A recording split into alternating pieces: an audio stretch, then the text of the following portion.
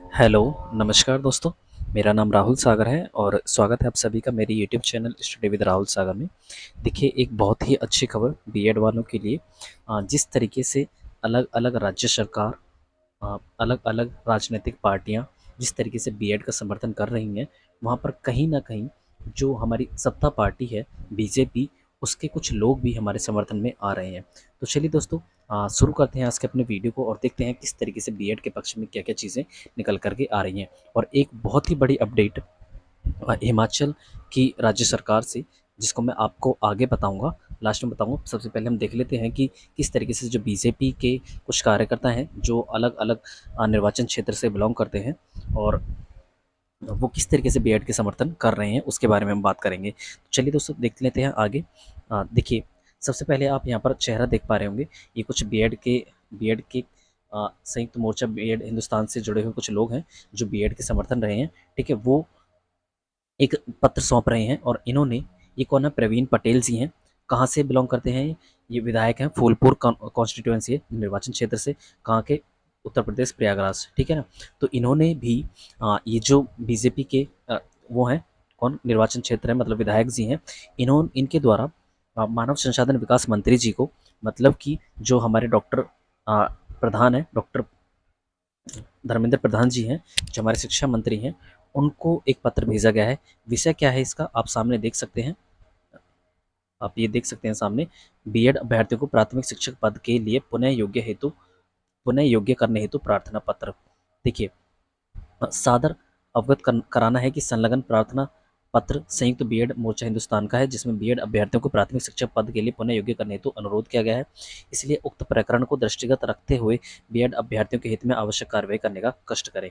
देखिए, एक तो ये पत्र हो गया। ठीक है, आप यहाँ पर देख सकते हैं प्रवीण पटेल जी के साइन वगैरह भी हैं। ठीक है, फिर उसके बाद एक और हैं, मतलब एक और विधायक जी हैं, जिनके द्वारा संयुक्त बीएड मोर्चा हिंदुस्तान के पुष्पेंद्र जी, अनुज जी, अंकित जी ने आज श्री हर्षवर्धन वाजपेयी जी, विधायक उत्तरी प्रयागराज से सभी बीएड अभ्यर्थियों के संदर्भ में मुलाकात की। आप यहाँ पर ये पोस्टर देख सकते हैं। तो ये बीजेपी के विधायक हैं। कहाँ से? ये बिलोंग करते हैं प्रयागराज से, विधायक हैं उत्तरी प्रयागराज से। ठीक है, और इनके द्वारा जो पोस्ट किया गया है डॉक्टर धर्मेंद्र प्रधान जी को, वो आपके सामने है। सेवा में माननीय मानव संसाधन विकास मंत्री जी, भारत सरकार। विषय क्या है, आप यहाँ पर सामने देख सकते हैं। बीएड अभ्यर्थियों को प्राथमिक शिक्षक भर्ती में पुनः योग्य करने हेतु आगामी भर्ती में शामिल करने के संदर्भ में। ठीक है, माननीय सादर अवगत कराना है कि बीएड योग्यताधारी अभ्यर्थियों के संलग्न प्रार्थना पत्र का अवलोकन करते हुए, जिसमें बीएड अभ्यर्थियों को आगामी प्राथमिक शिक्षक भर्ती में शामिल करने का अनुरोध किया गया है, पुनः इनकी योग्यता पर सहृदयता पूर्वक विचार करते हुए इन्हें पुनः योग्य बनाए जाने का आदेश या निर्देश करने का अनुरोध है। इसलिए अभ्यर्थियों के भविष्य को दृष्टिगत रखते हुए आवश्यक कार्रवाई शीघ्र करने का कष्ट करें। तो देखिए, आप देख सकते हैं जो काफ़ी सारे मतलब काफ़ी सारी चीज़ें जो पहले चल करके आई थी, अलग अलग पार्टीज़। और वहीं पर देखा जाए हम बिहार सरकार की अगर हम बात करें, तो बिहार सरकार हाई कोर्ट के फैसले, मतलब पटना हाई कोर्ट के फैसले के खिलाफ सुप्रीम कोर्ट में चली गई है। एक सरकार का, मतलब एक राज्य सरकार का समर्थन हमें यहाँ पर मिल गया। ठीक है, और दूसरी बात करें तो आपने देखा होगा कि बीजेपी पार्टी के ही एक मतलब विधानसभा में रहे एक वो हैं विजय कुमार सिन्हा जी, जिनको आप जान सकते हैं, वो भी बीजेपी के ही लीडर हैं। उनके द्वारा भी बीजेपी, मतलब बीएड जो अभ्यर्थी हैं उनके सपोर्ट में, उनके द्वारा भी कई बार ट्वीट किए गए थे। ठीक है, उनके समर्थन में वो आए थे निकल करके।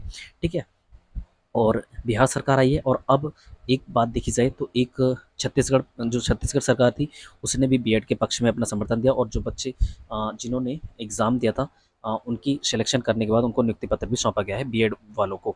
ठीक है, एक तो चीज़ ये निकल कर आई बिहार सरकार, छत्तीसगढ़ राज्य सरकार, और अब एक चीज़ और निकल कर आई है हिमाचल प्रदेश सरकार की। क्या है? हिमाचल प्रदेश राज्य सरकार की। आप ये जो सामने आप स्क्रीन पर देख पा रहे हैं, ये हिमाचल प्रदेश सरकार के द्वारा ये एक नोटिस है। इसमें कुछ चीज़ें लिखी हुई हैं।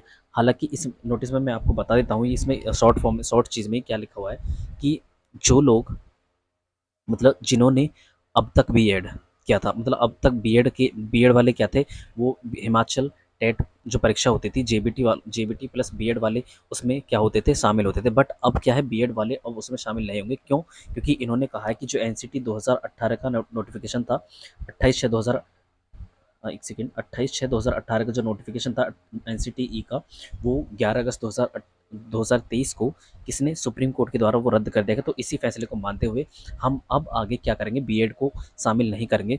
ठीक है, इन्होंने ये बात कही है, लेकिन इस समर्थन में, मतलब बीएड वालों के समर्थन में अब तो ये आगे शामिल नहीं करेंगे।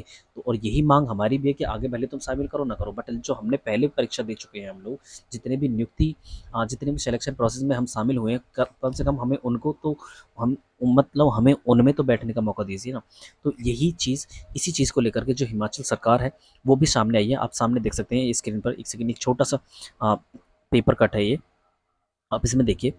हिमाचल सरकार ने हाईकोर्ट में दिया अपना जवाब, आगे से जेबीटी पदों पर नहीं होगी बीएड की भर्ती। मतलब आगे से क्या होगा, जो जेबीटी पद हैं उनके लिए बीएड की भर्ती नहीं होगी, लेकिन जेबीटी भर्ती की पुरानी प्रक्रिया भी रद्द होने का ऑर्डर। एक सेकंड, यहाँ पर सामने देखिए, एनसीटीई की अधिसूचना और हिमाचल हाईकोर्ट के फैसले के बाद जूनियर बेसिक टीचर के पदों पर नियुक्त हो चुके बीएड डिग्री धारक अभ्यर्थियों को, आप सामने देख सकते हैं, ये राज्य सरकार नहीं निकालेगी।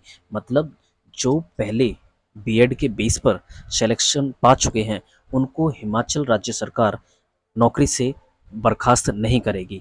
तो एक समर्थन हमें यहाँ से भी मिल गया, कहाँ से, हिमाचल सरकार से। भले ही हमें आगे मिले ना मिले, हमें ज़रूरत नहीं है, क्योंकि हम चाहते हैं कि हमारे साथ हमने जो अब तक मेहनत की है, जितने भी लोगों ने अब तक मेहनत की है 2018 के, मतलब जिन लोगों ने एनसीटीई 28/6/2018 के नोटिफिकेशन को देख करके बीएड किया था, और 2023 तक जिन लोगों ने बीएड किया है, कम से कम उनको तो एटलीस्ट उन्हें अलाउ किया जाना चाहिए। तो उसी चीज़ को लेकर के अलग अलग सरकारें भी हमारे समर्थन में आ रही हैं। भले ही आगे हमें शामिल किया जाए या नहीं किया जाए, हमें फ़र्क नहीं पड़ता, बट जिन लोगों ने 28/6/2018 के नोटिफिकेशन को देख करके बीएड किया है, कम से कम उनको तो राहत देखने के लिए मिल रही है, चाहे वो अलग अलग सरकार के द्वारा हो, एनसीटीई का आश्वासन हो, या काफ़ी सारी चीज़ें निकल कर के आ रही हैं। तो इसलिए मैं आप सभी बीएड धारियों से रिक्वेस्ट करना चाहूँगा, थोड़ा पेशेंस बना करके रखें, क्योंकि हमारे ही पक्ष में है, सारी चीज़ें निकल कर के आ रही हैं।